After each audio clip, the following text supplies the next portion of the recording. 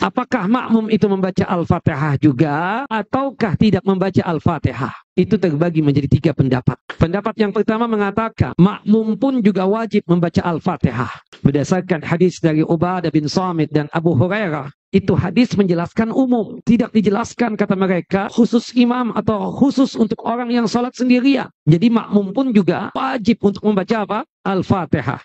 Baik salatnya jahar ataupun salatnya sir. Salat jahar itu salat yang nampak bacaan imam. Seperti salat subuh, 2 rakaat yang pertama. Salat maghrib, 2 rakaat yang pertama. Salat isya, salat jumat, salat idul fitri, salat idul adha, dan seterusnya. Sedangkan pendapat yang kedua, sebalik daripada pendapat yang pertama. Bahwasanya membaca Al-Fatihah bagi makmum itu gugur kewajibannya. Kenapa? Karena bacaannya imam sudah mewakili bacaannya makmum. Berdasarkan hadis dari sahabat yang mulia Jabir bin Abdullah radhiyallahu anhuma, hadis yang dikeluarkan oleh Al-Imam Abu Daud dan juga oleh Al-Imam Ibnu Abi Syaibah, "Man kana lahul imam, faqira'atul imam lahul qira'ah." Barang siapa yang memiliki imam, maka bacaan imam itu sudah mewakili bacaannya makmum. Sedangkan pendapat yang ketiga, pendapat yang paling adil, yang paling rajih, yang benar. Kenapa? Karena pendapat yang ketiga ini menggabungkan antara pendapat yang pertama dengan pendapat yang kedua. Pendapat yang ketiga ini membagi sholatnya makmum itu menjadi 2 bagian.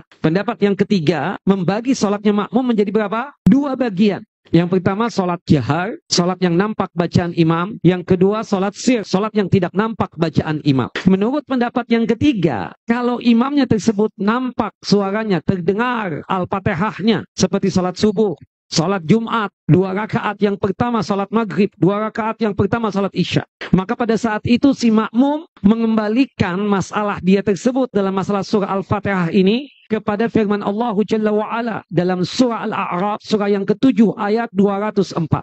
Wa idza quri'al Qur'an fastami'u lahu wa ansitu la'allakum turhamun.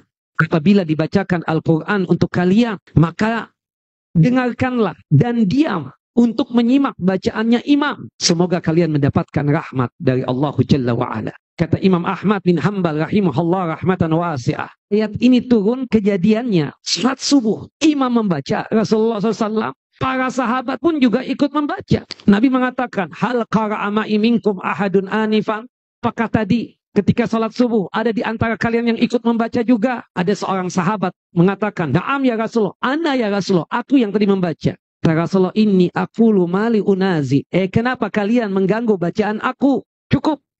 Pastikan kalau aku membaca, kalian diam untuk mendengar dan menyimak bacaanku. Tapi bagaimana Al-Fatihahnya makmum, Ustaz? Kita mengambil dari hadis-hadis yang dibawa oleh pendapat yang kedua. Di antaranya dari hadis Jabir tadi. Man kana lahul imam, fa qira'atul imam lahul qira'ah. Barang siapa yang memiliki imam, maka bacaannya imam sudah mewakili bacaannya siapa? Makmum.